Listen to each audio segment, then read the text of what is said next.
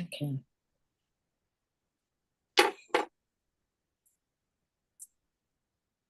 Hey, Sarah, are you okay with your audio yet?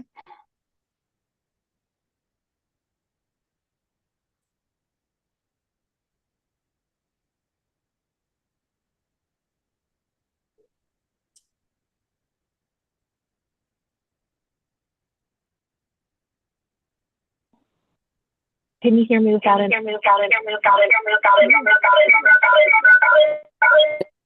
Echoey. A little echoey, yeah. Hey Is Sarah, that I think I can fix that for you. That was your phone number who just called in, right? Uh, thumbs up. Yeah, thumbs up. Okay. So what I'm going to do is you should look for a button in the bottom left-hand corner of your screen that says audio, and then there's going to be a button that says leave system audio, leave computer audio, maybe. So click that, and then with the magic of magic and Zoom, boom. Now you should have it tied together and try unmuting not from your phone, but from your, have your phone unmuted, but have your computer should be controlling the mute and unmute. Um, and now you shouldn't have an echo. Let's try. Okay, is this working now? Beautifully. Yes. That is magic. I'm so sorry for my delay today. open us up? Great. Hi, everybody. Thank you so much for joining today. We have a really exciting topic with an amazing guest speaker today. Joanna Naples Mitchell is with Physicians for Human Rights, and she organized and co-authored a highly impactful report on excited delirium and how it's been used in the criminal legal system. And I met Joanna through her work with Physicians for Human Rights. And since then, she'll be able to tell you about all of the reforms and changes that have been gained as a result of this report. And we are incredibly lucky to have her here with us today. She previously worked at Human Rights Watch and has had a long history in human rights work. And before we begin and have Joanna introduce herself, I wanted to throw it to Sandria for anything that you wanted to add. Oh, welcome, everybody. Welcome to our Social Justice Committee meeting, and I'm excited. Great. All right, Yeah. Rose, thank you, Sandria. Rose, can you read for us kick us off with The instructions? Yes, Yeah. our Zoom instructions. Yes. So welcome everyone. If this is your first time joining us virtually, you'll notice that you are currently muted and everyone will remain muted throughout the meeting except the committee co-chairs, Sarah and Sandria, and any presenters as we move through the agenda. Following the presentation, the chairs will call on members of the public wishing to speak. You can participate by going to reactions icon on your device and pressing the raise hand button, not the wave or thumbs up, as those will disappear. Only press it once. If you press it a second time, your hand will go back down. If you're calling in on the phone, it is *+9 to raise hand and *+6 to unmute. Be on the lookout for a prompt asking you to confirm unmuting once the chair calls on you. The chat is available for technical support only, to help with Zoom software problems, not to ask questions to the chair. They will not see the chats. If you are using an older version of Zoom, you'll need to go to participants section where you will find the raise hand feature there. Please do not raise your actual hand or wave at the screen because we may not be able to see it. And you can chat me, I'm here for support. Great. All right. So I think we'll throw it over to Joanna. Joanna, would you mind introducing who you are and what Physicians for Human Rights does, And Rose can give you access to share your screen so you can share your presentation with us today. Brilliant. Well, thank you, Sarah and Sandra, and it's so lovely to be here and to meet all of you virtually. And thank you for the work you do for New York City. My name is Joanna Naples Mitchell. I'm an attorney based on the Upper West Side, so I'm just across the park from all of you, I think. And as Sarah mentioned, I work for Physicians for Human Rights. I'm the U.S. research advisor there. I'm now a consultant. I was formerly full-time, and I worked on our report on excited delirium and deaths in police custody when I was full-time staff member a couple of years ago. Physicians for Human Rights is a global organization that works at the intersection of medicine, science, and law. And essentially what we do is leverage medical expertise, the expertise of physicians and nurses and other health professionals to advocate for human rights. And I'll talk more about the work that we did once I get my PowerPoint set up. So let me know when the screen sharing is it enabled? Are we good on that front? Yes, it's enabled. Okay, You can great. share your screen. All right. Well, then bear with me for a moment while I get it teed up on my end. It's actually a two-step process over here. So you'll see it probably before I get it in the right place. So let's see. Okay. We are working on it.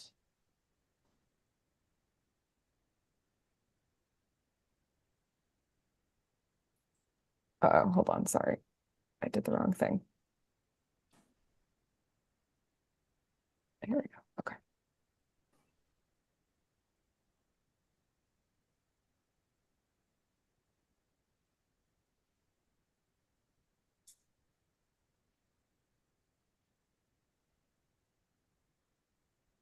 Sorry, I'm just having a little technical difficulties here. Just give me a second.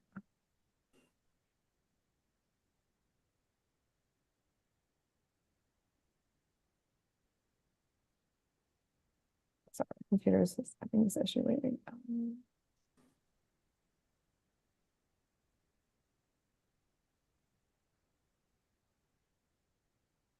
Here we go. Okay. I'm gonna share my screen.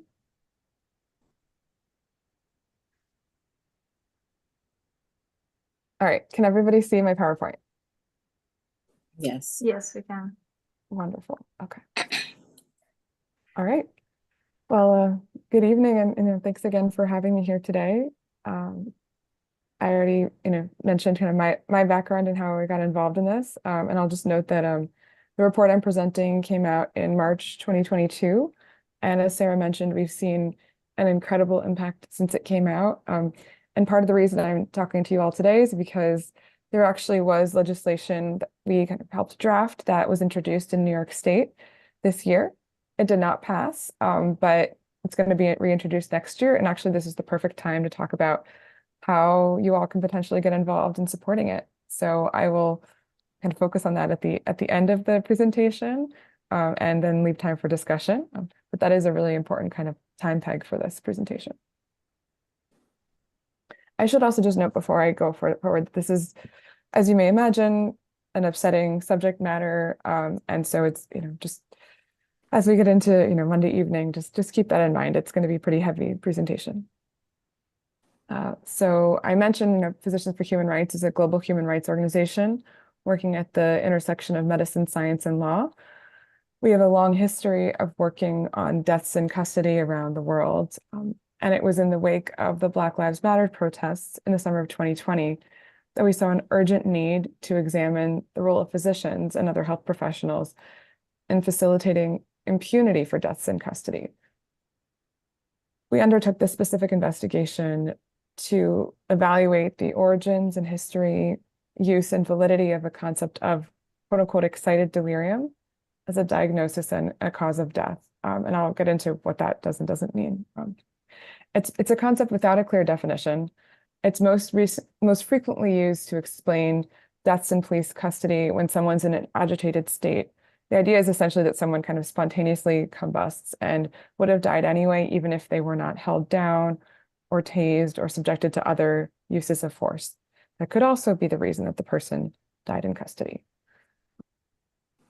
In recent years, more than 100 people, disproportionately Black men and other people of color, have had their deaths in custody attributed to excited delirium. Some of their names may be familiar to you. They include, pictured on this screen, Angelo Quinto, Manuel Ellis, Daniel Prude, Elijah McClain, Zachary Bear Heels, and Natasha McKenna. And in May 2020, as Minneapolis police officer Derek Chauvin fatally knelt on the neck of George Floyd, his fellow officer Thomas Lane could be heard saying, "Roll him on his side. I just worry about the excited delirium or whatever." Multiple studies have found that this term, excited delirium, is disproportionately used to explain the deaths of Black men, as I've mentioned. Specifically, Berkeley law and bioethics professor Osagi Obasagi found that from 2010 to 2020, of at least 166 people who were reported to have died from excited delirium, 43.3% were Black.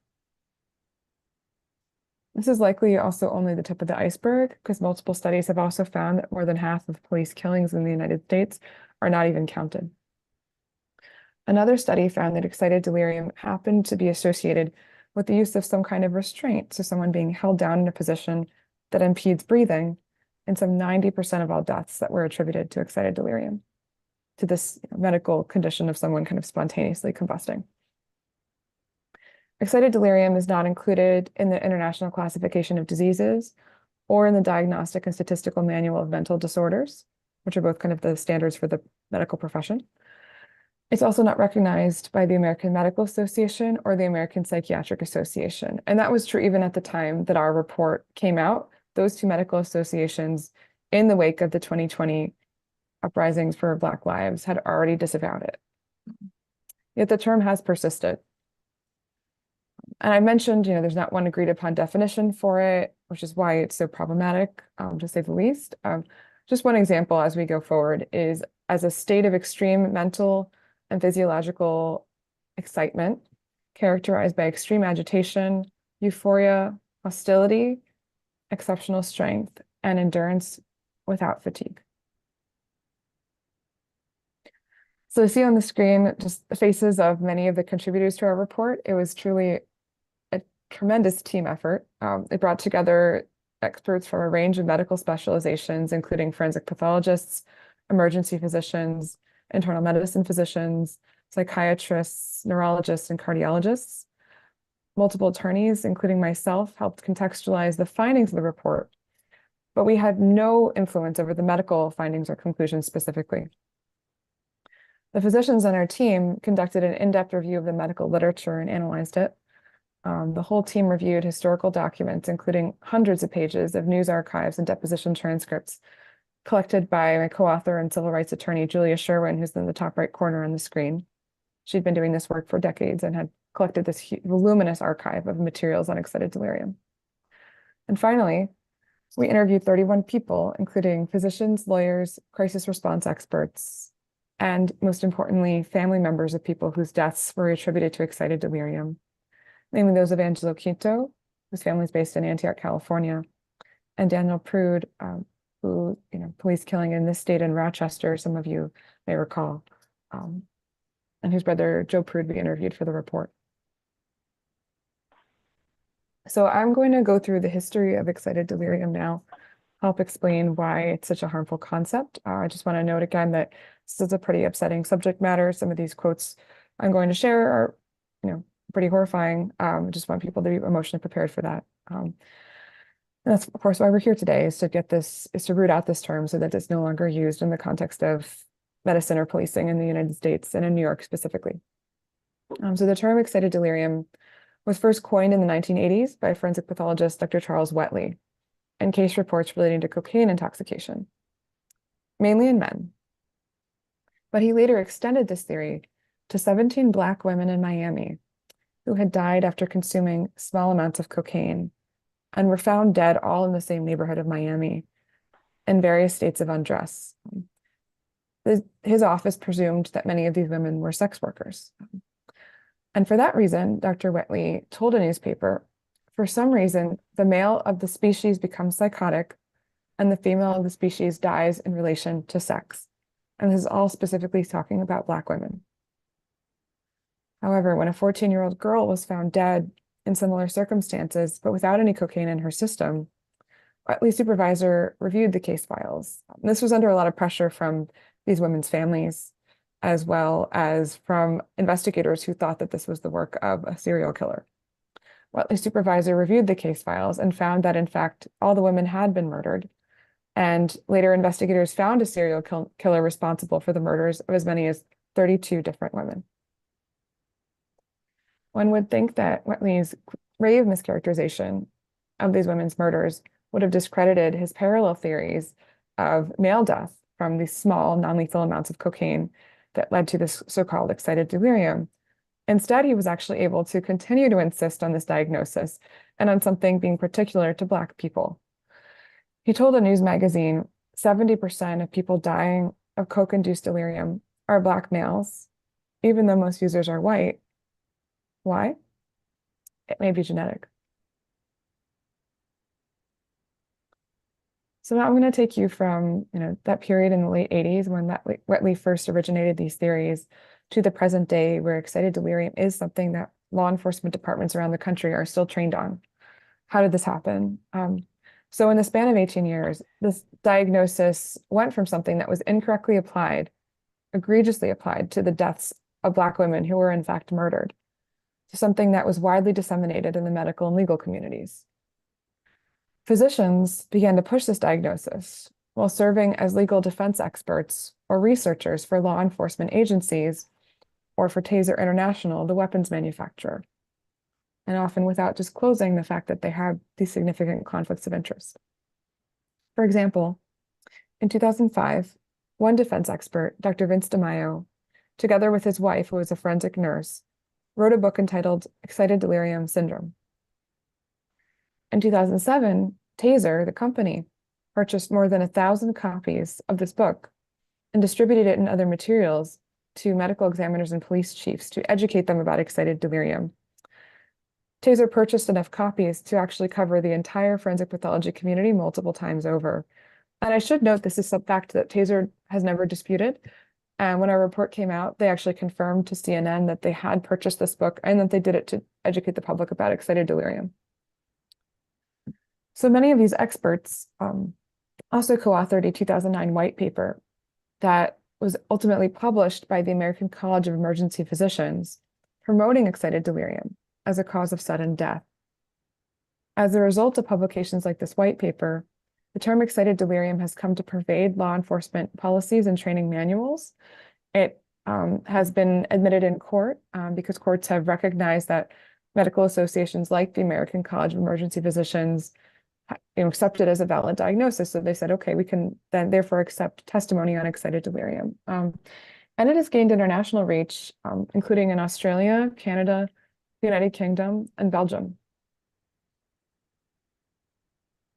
So I just wanted to pause and look at this slide, which is the cover and the dedication of the book I mentioned that Taser purchased and distributed, which has really helped to disseminate the idea of excited delirium. This was kind of presented like a medical textbook, but the dedication reads, this book is dedicated to all law enforcement and medical personnel who've been wrongfully accused of misconduct and deaths due to excited delirium syndrome. So that is an extraordinarily biased statement for any book that is going to be presented as scientific. And I think really underscores why excited delirium can't be disentangled from this history. I wanted to pause and spend a little time talking about the death of Daniel Prude in Rochester, since this hits so close to home. And I think why it's so important that, as New Yorkers, as residents, citizens of New York State, that we think about this issue. And again, this is an upsetting topic. So I just want people to be prepared for that. So on March 22nd, 2020, 41-year-old Daniel Prude died after Rochester police pinned him to the ground during a mental health crisis. Some may remember photos of officers placing a hood over his head and then applying their body weight to his head and his torso. Daniel lost consciousness then, and he died about a week later in the hospital. In May 2020, the Monroe County Medical Examiner issued an autopsy report describing his death as homicide, but saying that the death was caused by, this is a very complicated description, complications of asphyxia in the setting of physical restraint due to excited delirium, due to acute PCP intoxication. So while the medical examiner recognized this as a homicide, which was, not natural causes, it did cite excited delirium as a partial cause of death. In September 2020, after the video of Daniel's killing in custody became public, the New York Attorney General Letitia James announced that she would be convening a grand jury to consider charges against the officers who had held Daniel down that night. The office retained, unfortunately, as one of its prosecution witnesses, a defense expert, who's one of the defense experts I alluded to before, named Dr. Gary Vilke, to testify about excited delirium specifically. And the office, unfortunately, was not aware that Vilke had previously given interviews in which he actually expressed doubt about the officer's responsibility for Daniel Prude's death. And indeed, Dr. Vilke testified at the grand jury that Daniel had died from PCP-induced and excited delirium, which led to cardiac arrest. And he told the grand jury that he wouldn't do anything differently than what the officers had done. His opinion was that their impact had done nothing to contribute to his cardiac arrest.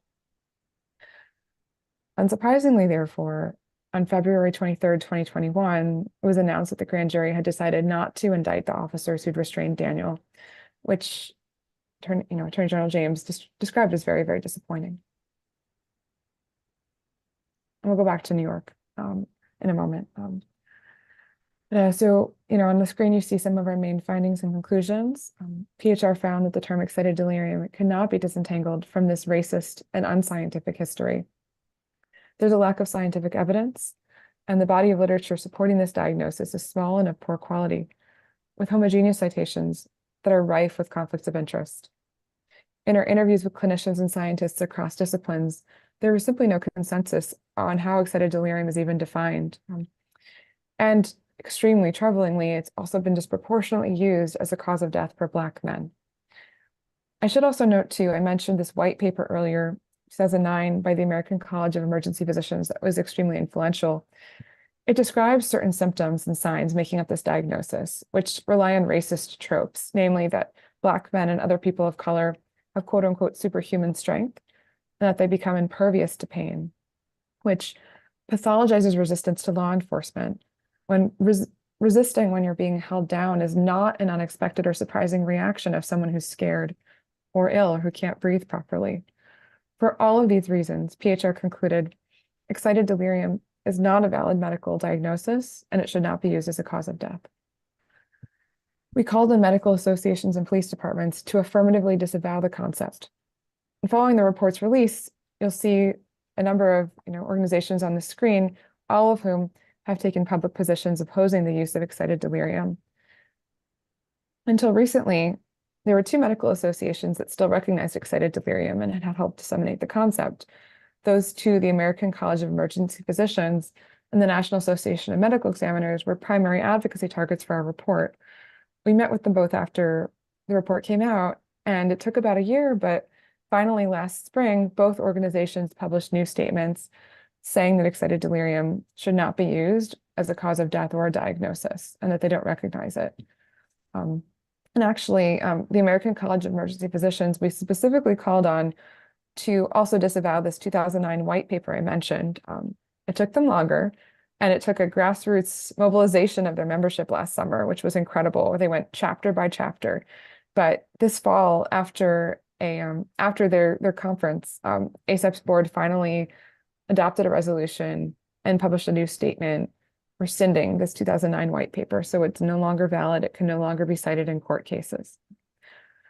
I want to spotlight a few other policy changes alluded to on the screen. In addition to a number of medical associations, we've also seen state legislation banning the use of excited delirium in death investigations, so in autopsy reports, in law enforcement reports and trainings, and also in judicial proceedings, at times either civil or criminal, depending on the state. And I've mentioned a bill is introduced in New York to this effect. I'll get into that in a bit more detail in a moment. We're hoping to see it reintroduced next year. But on the screen, you'll see California, Colorado, and Minnesota have all now passed laws. Minnesota was just this month. Colorado's Peace Officer Standards and Trainings Board, which determines police trainings in the state, before the bill even came out, had already issued a statement saying that they no longer recognize excited delirium. And you'll see also Lexapol, which is a company that runs police trainings in California, has also disavowed it now. And some of the other medical associations that have put out really excellent statements include the American Academy of Emergency Medicine, the American Academy of Neurology, and then there's also the American College of Medical Toxicology and the College of American Pathologists. So there really is now a medical consensus across the country among all the major medical associations that excited delirium is not valid and it should not be used. I'm going to spend a little time talking about the excited, oops, hold that thought. There we go. Excited Delirium Ban Act in New York State, which was introduced in January by Assembly Member Jessica Gonzalez Rojas, and then now has had support in the Senate as well, led by Summer Brook. His name I may be mispronouncing. Sorry about that if that's the case. But it was introduced in January and it saw some pretty good support, but it has to be reintroduced now next January. So I want to talk a bit about first what it would do and then also how you can get involved, and we can have a discussion in a little bit.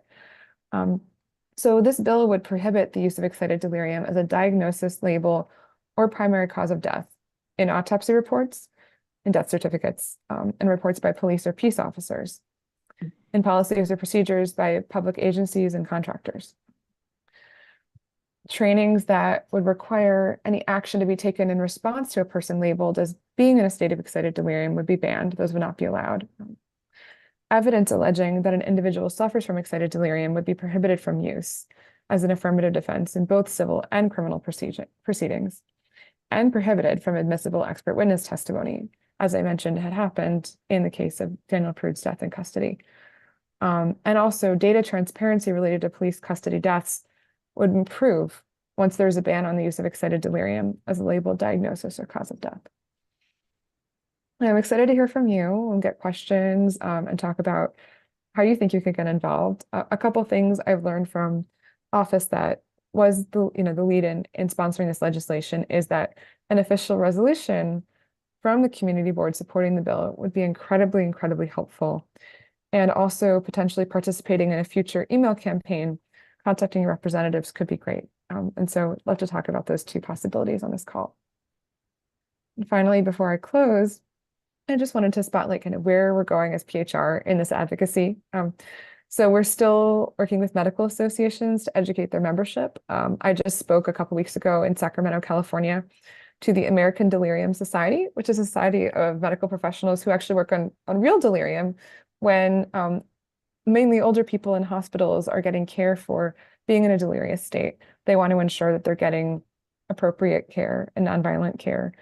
So they were very interested in their members thinking about how, excited delirium, how this racist history kind of has implications for racism in other parts of the medical profession and the kind of care that people get.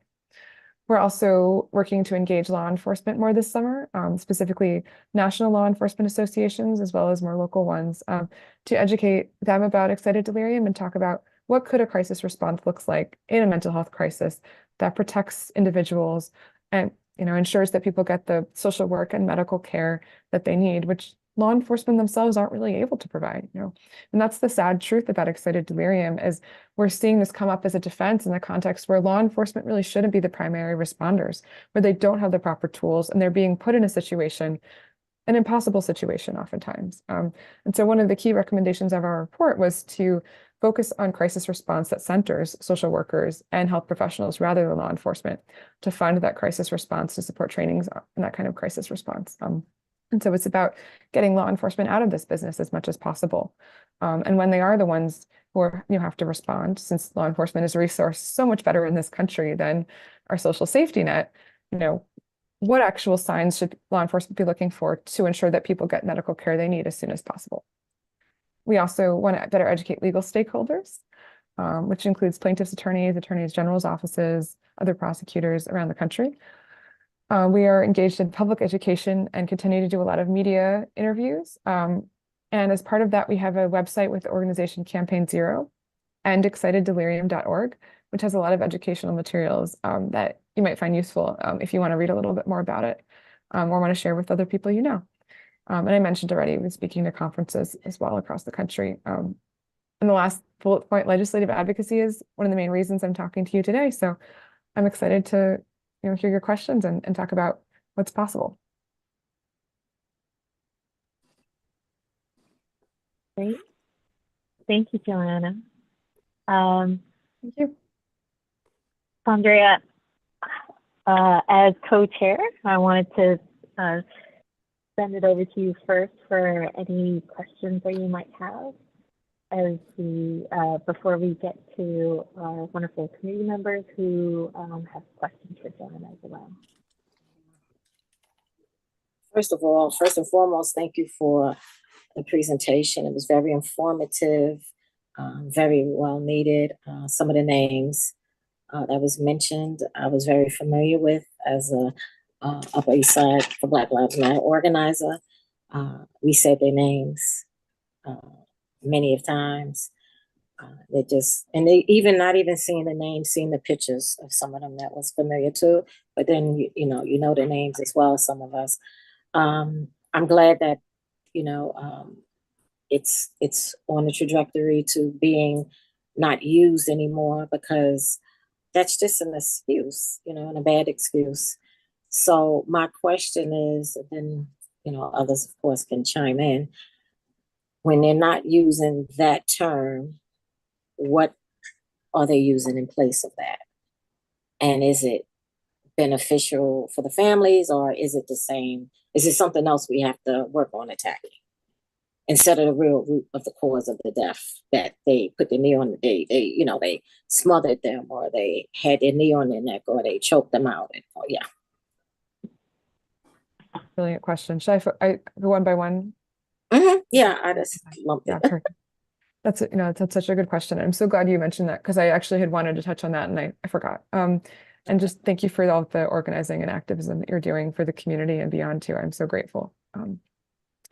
Yeah, so that's the biggest, that's the challenge of focusing on advocacy around a specific term.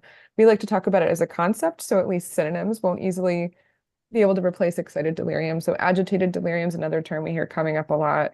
Hyperactive delirium is one that's slightly more medical validity, but can still easily be misused if they're not focusing on the underlying cause, since delirium itself does not cause death.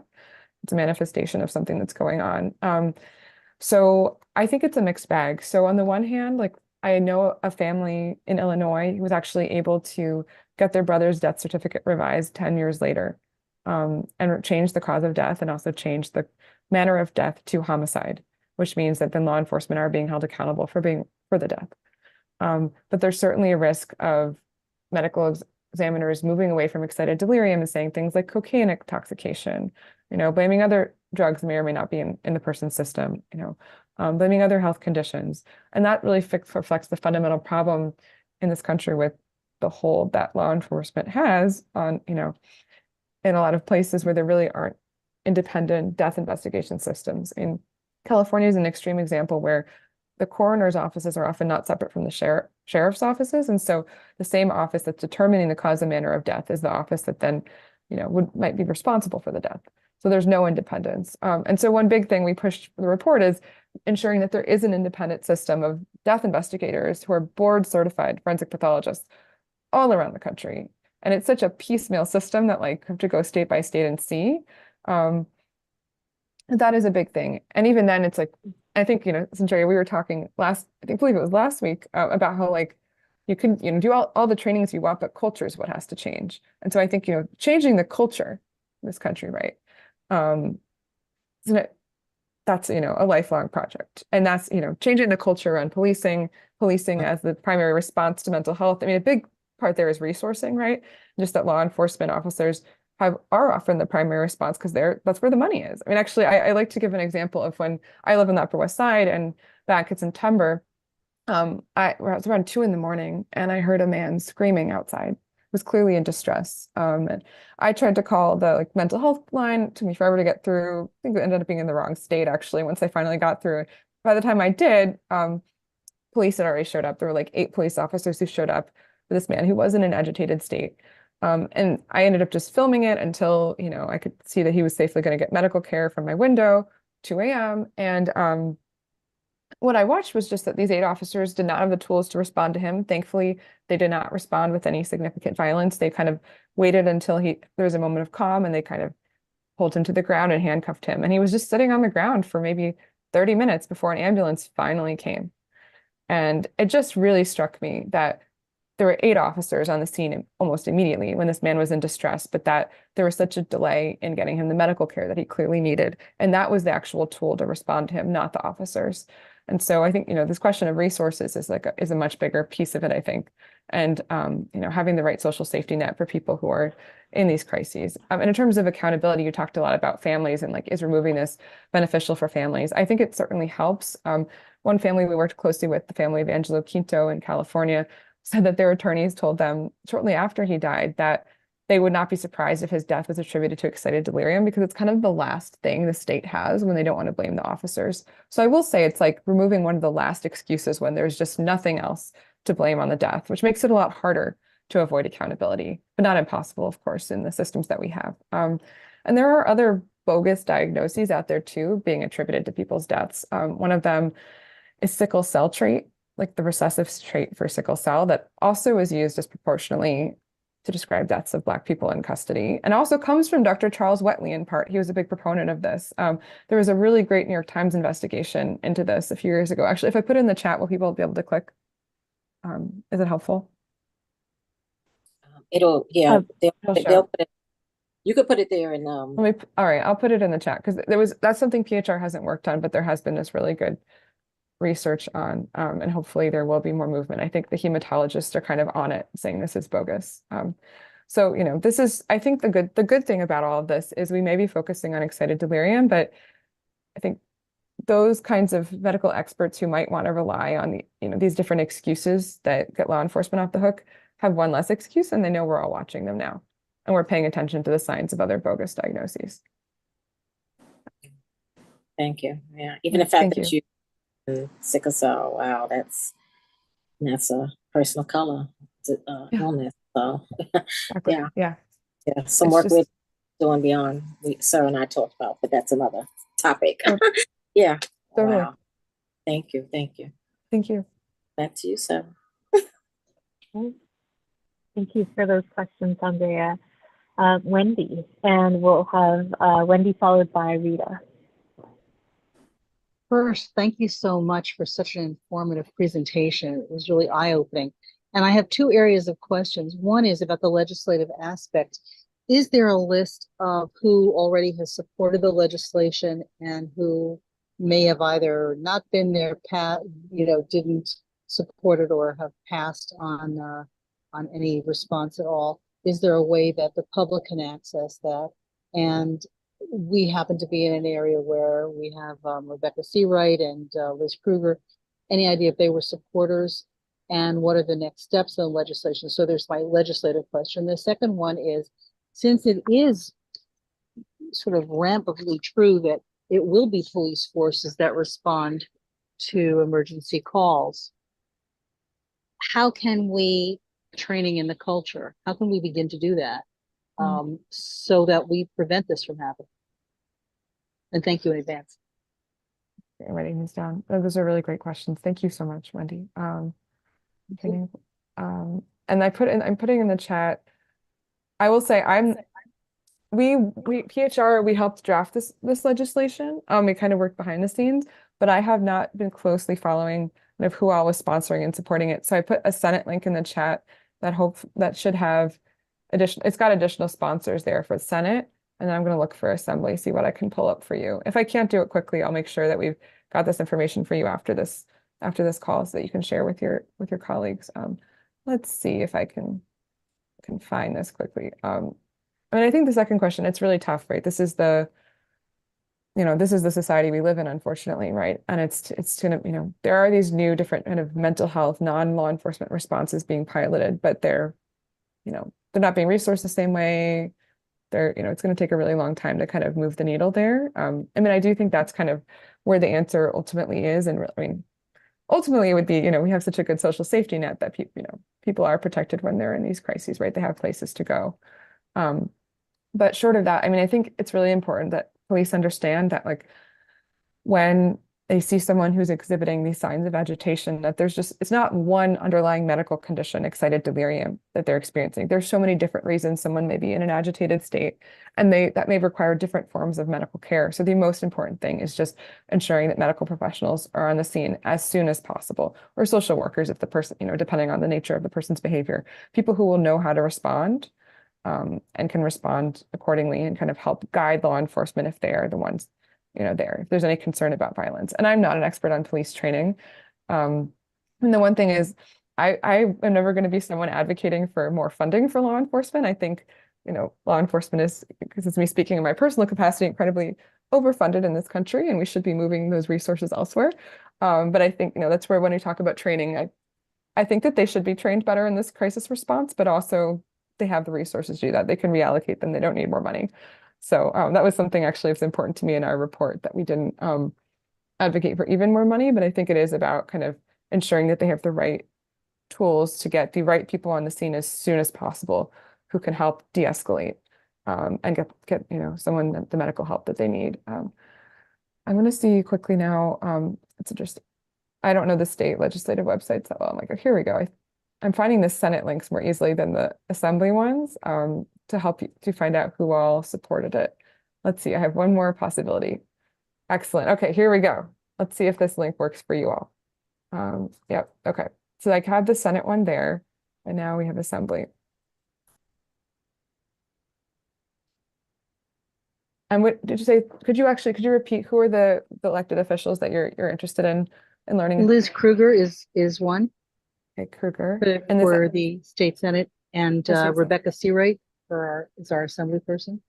Okay, so I don't see Seawright as a co-sponsor. Let's see. And I believe this may have died in committee too. Let's see. Oh no, yeah, I think it looks like it made it to the Rules Committee. It was in the Health and then the Rules Committee. See what else I can tell you offhand. What about Ed Gibbs? That's another assembly member. We have more than one assembly because the district, how broad it is. What about Edward? Who is his last name? Gibbs. I don't see him either. And let's see. Some ways it's exciting because it means there's advocacy role. And in terms of Senate, who am I looking for again? Liz Kruger. I don't see Liz Kruger. All right. I don't see any of these names as co-sponsors. And you guys, I sent those links too. So I think that I'm probably one of the least versed in New York politics and on this call. It's an exciting moment actually for me to learn more. So if I've missed anyone too, and you see actually this person was involved, please let me know. And what are your thoughts about it being stuck in committee? Because that's a place where bills go to die. Right, exactly. I think it seems like I don't know the full scoop on kind of why that happened this time. But I think having a lot more community support going in January could be incredibly helpful. That's the sense that I've gotten from the office. Just kind of showing grassroots interest in this would really, really help. And so your call to action would be for us to contact our legislators. Is that where you want us to focus? You're muted. Oh, good. Thank you. I was just messaging someone. I forgot about that. Yeah, I think the call to action would be potentially a community board resolution on this, and then also individually contacting members too. And I'm glad to coordinate with, there's a couple other organizations that worked with us on the bill. The Surveillance Technology Oversight Project, actually, they were the original drafters and kind of proposed this idea a couple years ago. And then Campaign Zero as well. We're planning to convene and talk through kind of next steps, and we want to make sure that there's resources to help, the community wants to engage on this, that we can put stuff out there that you guys can just take it and run with it. So we can talk about what that would look like. For now, I think, endexciteddelirium.org is kind of the baseline stuff on there that's useful. But we definitely would want to help tailor stuff to New York. Thank you so much. Well, thank you. Thank you, Wendy. And now we have Rita followed by Erica.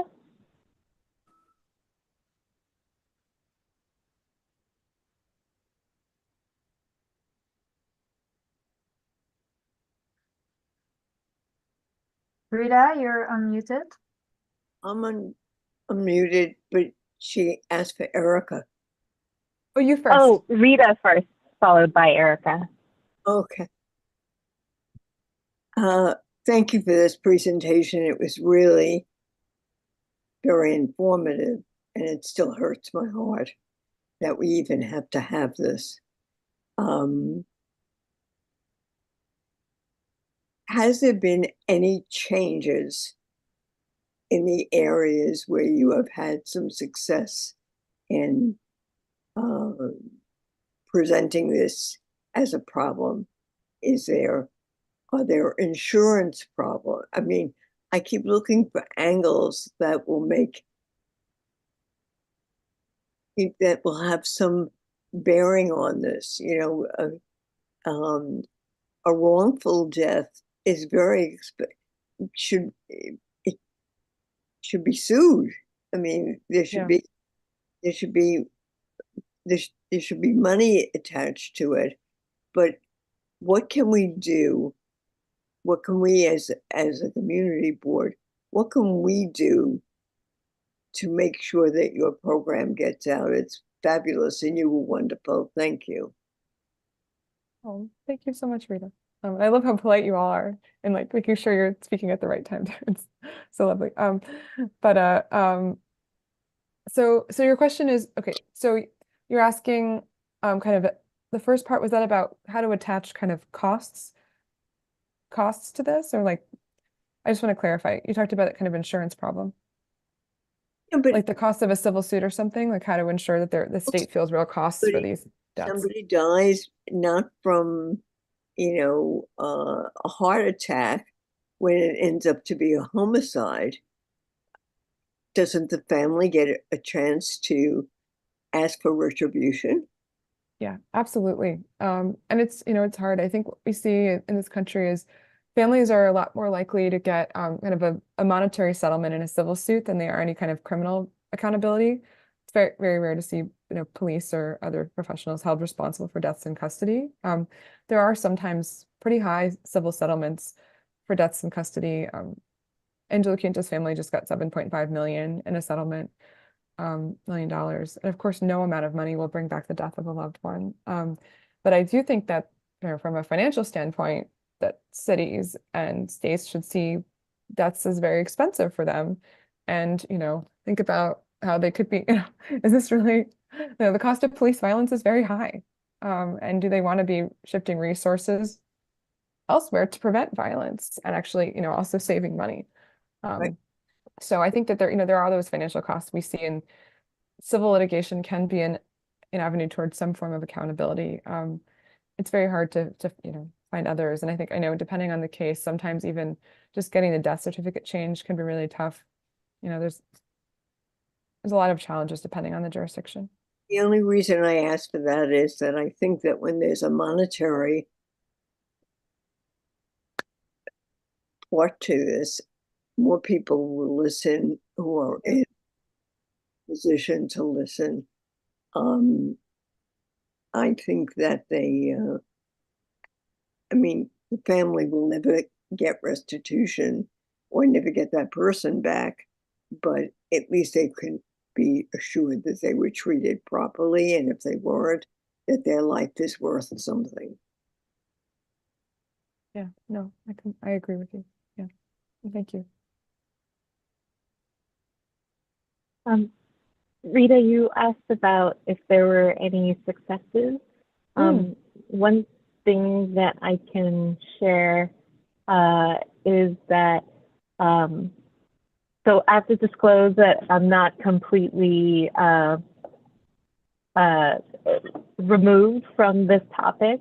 One of the things that I worked on while I was at the Innocence Project was presenting to the National Academy of Sciences to ask them to do a review of forensic pathology. And the National Academy of Sciences decided to take up a review of forensic pathology from looking at how deaths in custody have been treated. And because the idea is that you have, how is it that this unfounded diagnosis, how did it spread? How did, law enforcement and the medical establishment all kind of take up this concept and apply it so widely before it was stopped. And the work that Joanna has done with Physicians for Human Rights is largely responsible for the stopping. And so there are some meetings that they've screened, and so there's active work that you can actually follow from a scientific body that will produce a report in probably a year's time, I think. Yeah, thank you so much, Sarah. Anyway, I will say this is a rare, as a human rights lawyer, this is a very rare area where we've really seen concrete wins and successes, partly because we're focusing on something that's so narrow and so tangible and just eradicating the use of this concept. And it's been building on decades of advocacy by families, by other civil rights lawyers, by others. I think, getting to this medical consensus now has been really key to turning the corner in a lot of jurisdictions, because there's no medical association that you can point to now endorsing this. It's gone. Yeah. So actually, I think this whole thing, even though it's such a difficult topic, like this is an area where we can be optimistic because we're seeing tremendous change happening. And we're seeing legislators listening to the science, which we don't always see in this country.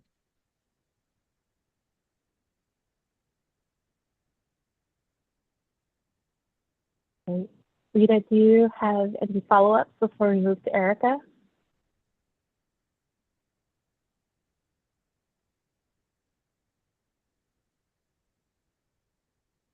Okay. All right. Thank you, Rita. Erica? Thanks, Sarah. And Joanna, thanks for that. I think there's so much to unpack from Rita's question, because the police aren't held responsible, first criminally and two civilly. That money, when there's civil suits, doesn't come out of their pockets. It comes from our pockets. And frankly, if it came from their pockets or came from their pensions, I think things would change, because clearly it's changing behavior that has been rewarded for decades is a serious uphill climb, because the very people that are meant, in quotes, to protect the public are typically the ones who harm them the most. So, and then the other thing is, when anything comes through as a law that protects the public, the NYPD fights it tooth and nail in court for years. So, we can ask our electeds to support this. I mean, that's the obvious, frankly, easy step. The hardest step is getting it put into practice, because as you said, I think it's 2 years ago now, the shift was supposed to change to have social workers be the front lines for stuff like this. But if they're reporting into the police department, that's a conflict of interest. Totally. So well said. I think I wrote down some of the things you said so I could respond. I mean, I love the idea of police having to come out of their budgets or individual pensions when there's a civil suit. I have no idea structurally how to make that happen, but love that idea. Well, I support that. Should say at this point, I'm just speaking in my personal capacity, not representatives for human rights. But until they have skin in the game, there's no incentive to change. Yeah, no, I think you're exactly right. And the way you put it, that like this is behavior that has been rewarded, right? It's not that just been permitted, it's been rewarded for so long. And I should mention too, actually, really important thing I forgot is that the NYPD itself has been training on excited delirium. And actually I'll put that in the chat. There was some really good investigation by the outlet New York Focus on that. Well, I used to volunteer with Court Watch New York. Oh, amazing. I have 2 videos of how people going through a mental health crisis in the lobby of 100 Center Street were treated. I mean, it doesn't show their faces, yeah, but how they were treated by the police being in handcuffs. Well, thank you for the work that you're doing with Court Watch. My sister actually, she's a civil rights lawyer in Massachusetts and had worked with the Court Watch up there. I just think the work you do is phenomenal. So thank you.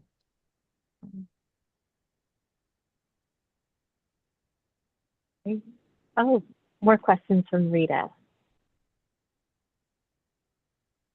This is more than a question. Instead of a motion, wouldn't it be better if we had a letter from this committee to our, to that list of, and all the elected officials that we want them to support this? I don't want to give it a wrong name, so give it the correct name, that we, and make a motion that we do a letter that would go to, letters get read, motions don't get read. And at least that's our experience. It's just another motion. But a letter, there will be voting and they will know that we are watching them. So this is just a suggestion. I don't like to know how the board feels. I would ask for Rose and Will's help on this one. I believe that we can send the resolution to them in the form of a letter. Yes. That at the end of the day, that the resolution go to our selected or requested elected officials. Agree. That we. Mm-hmm. So I make a motion to accept and support this program. I don't want to give it the wrong name. You fill in the name. Does anybody second that motion? Second as a resolution, correct? We're doing yeah, as a resolution. Yes, I'll second it. Thank you, Rita, for sparking it off. Okay, so just to clarify, Rita, does this align with your thinking? So we would have whereases that would include the language from the presentation about the history of excited delirium and how it's scientifically flawed, and the consequences in how policing, its consequences in use in policing, and then the resolved would, and then we can also in the whereas talk about the bill that was introduced this last year, and our resolved would be that we are urging our state legislators to support a new bill in the coming session that would support the same elements of stopping the use of this term. Yes. Okay, so we have a motion, we have a second, and I think we can call the question and vote. Can we, I think Erica is still unmuted. Can we have Erica muted? I text, I don't know if anybody's seen it. Erica is unmuted. She's muted? Or She's unmuted. yeah, I'm Yeah. for her to be muted because everybody's supposed to be muted except. Thank you. Okay. Okay, go ahead, Sarah, thank you. So, okay, so then I think someone needs to call the question, and it can't be me. I'll call the question. Okay, great. So, so all those in favor of writing developing the resolution of the resolution that Rita proposed, Andrea seconded. I guess raise your virtual hand. Just remember.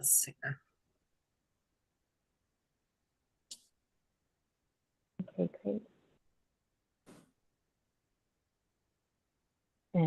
and I will do that too. Okay. Okay. So motion passes, and we will have so from here, what we would do is develop the resolution, and since we aren't writing it live in our meeting, I'll circulate it to the committee members as well as Joanna to make sure that I have everything written accurately.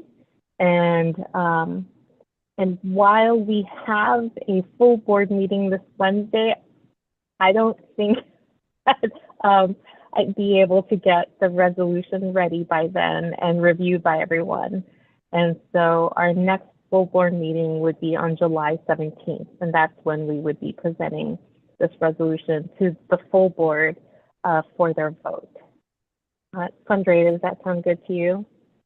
That sounds great, and I hope they watch it and before when they vote. Sometimes people, won't vote because they don't know the whole story or heard the presentation. They'll read the resolution, but it's still more to unpack in this short video. YouTube would be good if they watch it and really see how impactful and needed that this resolution is to be passed, so that our Assembly and our Senate can pass this bill, and it'll be in New York State as well. So follow the other leads throughout the country. And so, Joanna, the way that it works is that Sandra and I will speak to the resolution in that portion of the meeting, and then the full board will vote. But in the public session, that you or folks from Campaign Zero or any of your supporters or family members who are interested can sign up to speak at the full board meeting. The public session always comes first, and so they can speak to the resolution, and that way we get to hear directly from all of you before we go into that executive session portion where we do the vote. And I will add, they can speak publicly and or virtually, and here that is willing to speak as well should bring your support on the July 17th, right? Is that the date? Our next full board, July 17th. July 17th, please okay. bring your support as well, virtually or in person, because it helps, the more people that speak about it help support the resolution when we do go to the vote. So. And that's in the evening on July 17th? 6:30. 6:30 p.m. All right. Will you all be there in person or virtually Yes. normally? Yeah. We have to. Yeah, we're in person. You can be in person too or virtual. It's up to you. All right. Let's see. I will be in town, so I'm going to mark my calendar. I'll check with our colleagues to see who's interested and available. I'm also going to reach out to a parent if they can come out. That's child has suffers with sickle cell, and they have been really treated really bad. They're alive and everything, but they have really been treated bad in the hospital, and when they're in a crisis, and the police was all on them before. So, and they could have been a statistic too. So, and just the fact that you brought that up, it's, everybody has their different situations of why they're going through. And nobody can understand probably the pain of someone that's going through sickle cell. It's, to understand it could be very unbearable. So maybe even someone like that, speaking of, even though they're not a victim or they didn't lose the loved one, but they still seen their son go through, the police and how they treated them, could be impactful too. So. Absolutely. Yeah. No, I think that's, I'm so sorry what they've gone through, but if they're able to come, it's really powerful to speak to that experience. Great. Wow. Well, this was quite a meeting. Thank you so much, everyone. Do we have any other questions or comments before we head into our old business, new business? Okay, seeing none. Thank you so much, Joanna. We'll be in touch with more information and also, you know, the location of the full board meeting that's coming up. And we're so grateful for your time and for the work that you've been doing. And as you mentioned, importantly, the many families that have been doing this advocacy over the years, and what an opportunity to honor them in the development of this resolution. Yes, So thank you. Thank you so much. Oh, you will share the slides, right, with Sarah? It was Sarah. Happy to. Yeah. Let me make a note. Share slides with Sarah, of course. Can add it in a And minute. I'll share them so you guys can have them. And I just wanted to say thank you all so much for the work you do for New York City and beyond. I'm so grateful as a community member that you're spending your Monday evening, and I'm sure many Monday evenings on this. So thank you, and thanks for your amazing questions and comments. Take good care. All right, bye. Motion to close. Done. Motion to close. Oh wait, we have to do old business. All right. Any old business? No, you asked that. No. Any new business? Okay. Motion to close. Andrea. Motion to close. Second. Yeah, thought you went there, but who seconded it? Rita? Okay, we're done.